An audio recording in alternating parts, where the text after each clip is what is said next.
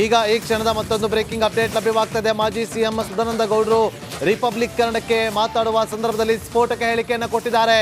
ಇನ್ನು ಕೆಲವರು ಉಚ್ಚಾಟನೆ ಆಗಬೇಕು, ಅದು ಬಾಕಿ ಇದೆ, ಕೆಲವರು ಆಗಬೇಕಿದೆ, ಅದು ಕೂಡ ಬಾಕಿ ಇದೆ ಅಂತೇಳಿ ರಿಪಬ್ಲಿಕ್ ಕನ್ನಡಕ್ಕೆ ಹೇಳಿಕೆಯನ್ನು ಕೊಟ್ಟಿದ್ದಾರೆ.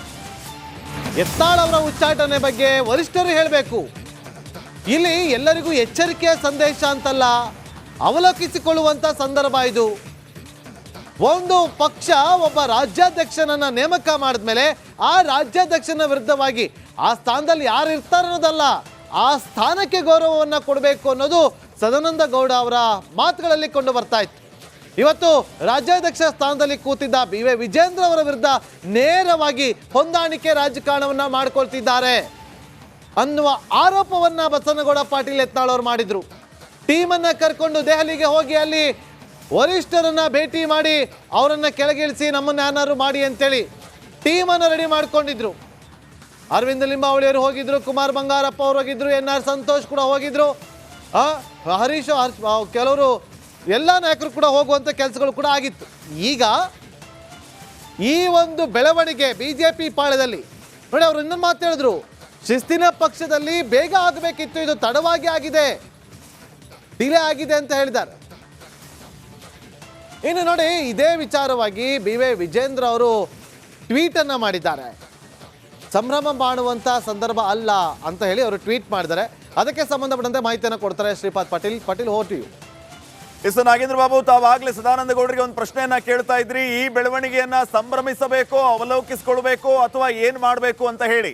ಸೊ ಈ ಸಂದರ್ಭದಲ್ಲಿ ವಿಜೇಂದ್ರ ಅವರ ಪ್ರತಿಕ್ರಿಯೆ ಯಾವ ರೀತಿ ಇರುತ್ತೆ ಅನ್ನುವಂಥದ್ದು ಬಹಳ ಮುಖ್ಯ ಆಗುತ್ತೆ. ಯಾಕಂದ್ರೆ ತಾವೆಲ್ಲರೂ ಕೂಡ ಗಮನಿಸಿರುವ ಹಾಗೆ ವಿಜೇಂದ್ರ ಬಣ ವರ್ಸಸ್ ಬಸನಗೌಡ ಪಾಟೀಲ್ ಯತ್ನಾಳ್ ಬಣ ಅನ್ನುವಂಥ ಪರಿಸ್ಥಿತಿ ರಾಜ್ಯ ಬಿಜೆಪಿಯಲ್ಲಿ ನಿರ್ಮಾಣ ಆಗಿತ್ತು. ಬಸನಗೌಡ ಪಾಟೀಲ್ ಯತ್ನಾಳ್ ಅವರನ್ನ ಬರೋಬ್ಬರಿ 6 ವರ್ಷಗಳ ಕಾಲ ಉಚ್ಚಾಟನೆ ಮಾಡಿದ ನಂತರ ಈಗ ವಿಜೇಂದ್ರ ಅವರ ಪ್ರತಿಕ್ರಿಯೆ ಯಾವ ರೀತಿ ಇದೆ ಅನ್ನುವಂಥದ್ದು ಬಹಳ ಮುಖ್ಯ ಆಗುತ್ತೆ.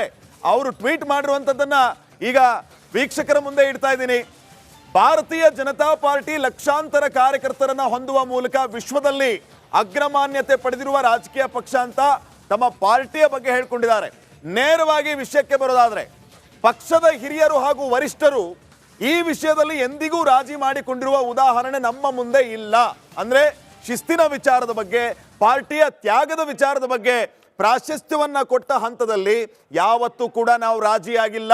ಸದ್ಯ ಬಸನಗೌಡ ಪಾಟೀಲ್ ಯತ್ನಾಳ್ ಅವರ ವಿರುದ್ಧದ ಶಿಸ್ತು ಕ್ರಮ ವರಿಷ್ಠರು ಸುದೀರ್ಘ ಅವಧಿಯಿಂದ ಸ್ಥಿತಿಗತಿಗಳನ್ನ ಅವಲೋಕಿಸಿ ಅನಿವಾರ್ಯವಾಗಿ ತೆಗೆದುಕೊಂಡಿರುವ ಕ್ರಮವಾಗಿರುತ್ತೆ.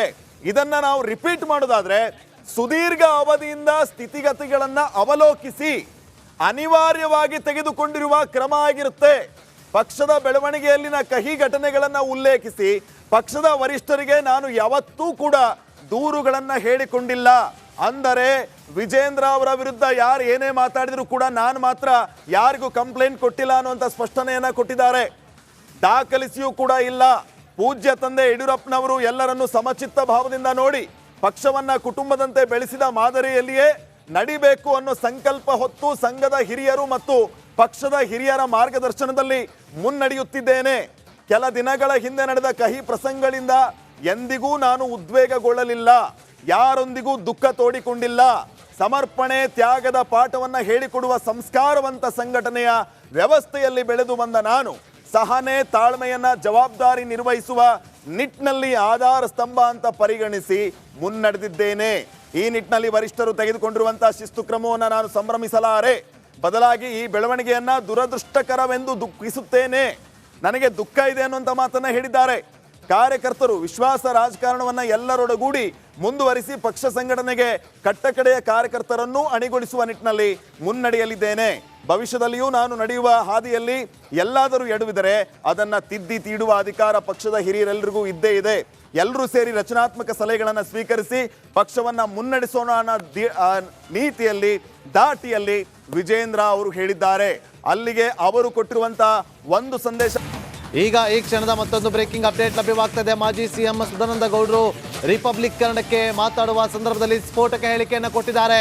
ಇನ್ನು ಕೆಲವರು ಉಚ್ಚಾಟನೆ ಆಗಬೇಕು, ಅದು ಬಾಕಿ ಇದೆ, ಕೆಲವರು ಆಗಬೇಕಿದೆ, ಅದು ಕೂಡ ಬಾಕಿ ಇದೆ ಅಂತೇಳಿ ರಿಪಬ್ಲಿಕ್ ಕನ್ನಡಕ್ಕೆ ಹೇಳಿಕೆಯನ್ನು ಕೊಟ್ಟಿದ್ದಾರೆ. ಯತ್ನಾಳ್ ಅವರ ಉಚ್ಚಾಟನೆ ಬಗ್ಗೆ ವರಿಷ್ಠರು ಹೇಳಬೇಕು. ಇಲ್ಲಿ ಎಲ್ಲರಿಗೂ ಎಚ್ಚರಿಕೆಯ ಸಂದೇಶ ಅಂತಲ್ಲ, ಅವಲೋಕಿಸಿಕೊಳ್ಳುವಂತ ಸಂದರ್ಭ ಇದು. ಒಂದು ಪಕ್ಷ ಒಬ್ಬ ರಾಜ್ಯಾಧ್ಯಕ್ಷನನ್ನ ನೇಮಕ ಮಾಡಿದ್ಮೇಲೆ ಆ ರಾಜ್ಯಾಧ್ಯಕ್ಷನ ವಿರುದ್ಧವಾಗಿ ಆ ಸ್ಥಾನದಲ್ಲಿ ಯಾರು ಇರ್ತಾರೆ ಅನ್ನೋದಲ್ಲ, ಆ ಸ್ಥಾನಕ್ಕೆ ಗೌರವವನ್ನು ಕೊಡಬೇಕು ಅನ್ನೋದು ಸದಾನಂದ ಗೌಡ ಅವರ ಮಾತುಗಳಲ್ಲಿ ಕೊಂಡು ಬರ್ತಾ ಇತ್ತು. ಇವತ್ತು ರಾಜ್ಯಾಧ್ಯಕ್ಷ ಸ್ಥಾನದಲ್ಲಿ ಕೂತಿದ್ದ ಬಿ.ವೈ. ವಿಜೇಂದ್ರ ಅವರ ವಿರುದ್ಧ ನೇರವಾಗಿ ಹೊಂದಾಣಿಕೆ ರಾಜಕಾರಣವನ್ನ ಮಾಡ್ಕೊಳ್ತಿದ್ದಾರೆ ಅನ್ನುವ ಆರೋಪವನ್ನ ಬಸನಗೌಡ ಪಾಟೀಲ್ ಯತ್ನಾಳ್ ಅವರು ಮಾಡಿದ್ರು. ಟೀಮನ್ನ ಕರ್ಕೊಂಡು ದೆಹಲಿಗೆ ಹೋಗಿ ಅಲ್ಲಿ ವರಿಷ್ಠರನ್ನ ಭೇಟಿ ಮಾಡಿ ಅವರನ್ನ ಕೆಳಗಿಳಿಸಿ ನಮ್ಮನ್ನ ಏನಾದ್ರು ಮಾಡಿ ಅಂತೇಳಿ ಟೀಮನ್ನು ರೆಡಿ ಮಾಡ್ಕೊಂಡಿದ್ರು. ಅರವಿಂದ ಲಿಂಬಾವಳಿಯವರು ಹೋಗಿದ್ರು, ಕುಮಾರ್ ಬಂಗಾರಪ್ಪ ಅವರು ಹೋಗಿದ್ರು, ಎನ್.ಆರ್. ಸಂತೋಷ್ ಕೂಡ ಹೋಗಿದ್ರು, ಹರೀಶ್ ಕೆಲವರು ಎಲ್ಲ ನಾಯಕರು ಕೂಡ ಹೋಗುವಂಥ ಕೆಲಸಗಳು ಕೂಡ ಆಗಿತ್ತು.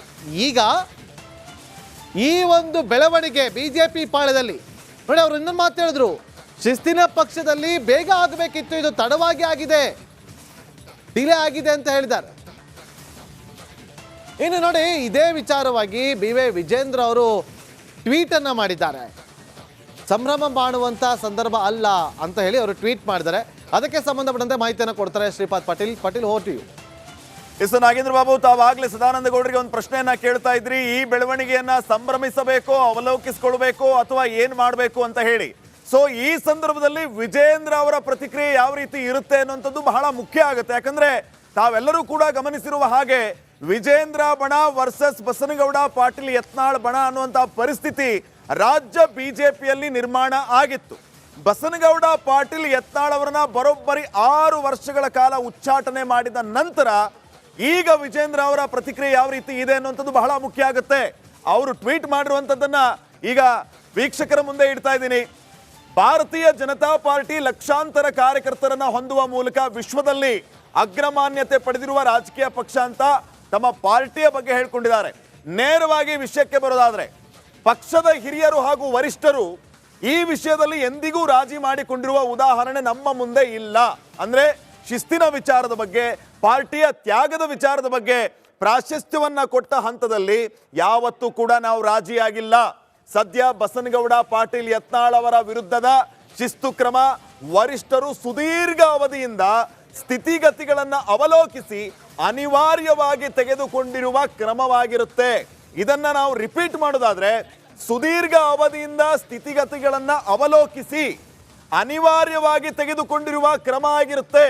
ಪಕ್ಷದ ಬೆಳವಣಿಗೆಯಲ್ಲಿನ ಕಹಿ ಘಟನೆಗಳನ್ನ ಉಲ್ಲೇಖಿಸಿ ಪಕ್ಷದ ವರಿಷ್ಠರಿಗೆ ನಾನು ಯಾವತ್ತೂ ಕೂಡ ದೂರುಗಳನ್ನ ಹೇಳಿಕೊಂಡಿಲ್ಲ.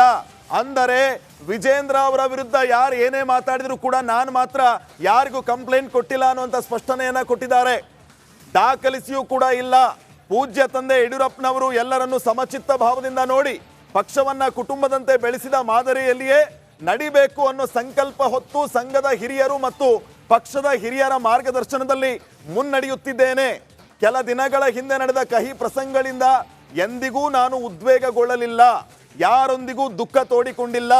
ಸಮರ್ಪಣೆ ತ್ಯಾಗದ ಪಾಠವನ್ನ ಹೇಳಿಕೊಡುವ ಸಂಸ್ಕಾರವಂತ ಸಂಘಟನೆಯ ವ್ಯವಸ್ಥೆಯಲ್ಲಿ ಬೆಳೆದು ಬಂದ ನಾನು ಸಹನೆ ತಾಳ್ಮೆಯನ್ನ ಜವಾಬ್ದಾರಿ ನಿರ್ವಹಿಸುವ ನಿಟ್ಟಿನಲ್ಲಿ ಆಧಾರ ಸ್ತಂಭ ಅಂತ ಪರಿಗಣಿಸಿ ಮುನ್ನಡೆದಿದ್ದೇನೆ. ಈ ನಿಟ್ಟಿನಲ್ಲಿ ವರಿಷ್ಠರು ತೆಗೆದುಕೊಂಡಿರುವಂತಹ ಶಿಸ್ತು ಕ್ರಮವನ್ನು ನಾನು ಸಂಭ್ರಮಿಸಲಾರೆ. ಬದಲಾಗಿ ಈ ಬೆಳವಣಿಗೆಯನ್ನ ದುರದೃಷ್ಟಕರವೆಂದು ದುಃಖಿಸುತ್ತೇನೆ. ನನಗೆ ದುಃಖ ಇದೆ ಅನ್ನುವಂಥ ಮಾತನ್ನ ಹೇಳಿದ್ದಾರೆ.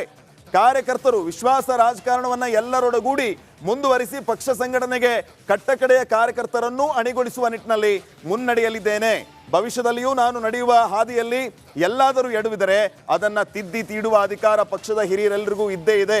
ಎಲ್ಲರೂ ಸೇರಿ ರಚನಾತ್ಮಕ ಸಲಹೆಗಳನ್ನು ಸ್ವೀಕರಿಸಿ ಪಕ್ಷವನ್ನ ಮುನ್ನಡೆಸೋಣ ಅನ್ನೋ ನೀತಿಯಲ್ಲಿ ದಾಟಿಯಲ್ಲಿ ವಿಜೇಂದ್ರ ಅವರು ಹೇಳಿದ್ದಾರೆ.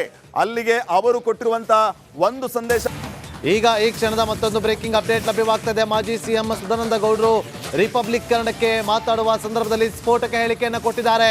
ಇನ್ನೂ ಕೆಲವರು ಉಚ್ಚಾಟನೆ ಆಗಬೇಕು, ಅದು ಬಾಕಿ ಇದೆ, ಕೆಲವರು ಆಗಬೇಕಿದೆ, ಅದು ಕೂಡ ಬಾಕಿ ಇದೆ ಅಂತೇಳಿ ರಿಪಬ್ಲಿಕ್ ಕನ್ನಡಕ್ಕೆ ಹೇಳಿಕೆಯನ್ನು ಕೊಟ್ಟಿದ್ದಾರೆ. ಯತ್ನಾಳ್ ಅವರ ಉಚ್ಚಾಟನೆ ಬಗ್ಗೆ ವರಿಷ್ಠರು ಹೇಳಬೇಕು. ಇಲ್ಲಿ ಎಲ್ಲರಿಗೂ ಎಚ್ಚರಿಕೆಯ ಸಂದೇಶ